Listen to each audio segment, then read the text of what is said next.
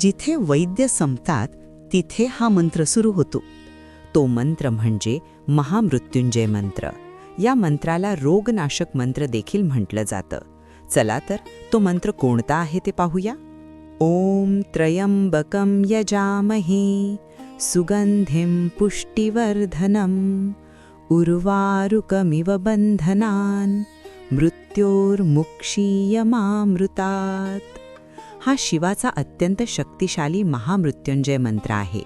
हा मंत्र पहाटे 4 ते 6 ब्रह्ममुहूर्तात, सोमवार किंवा प्रदोष काळात तिळाच्या तेलाचा किंवा तुपाचा दिवा लावून 11, 21 किंवा 108 वेळा जप करा.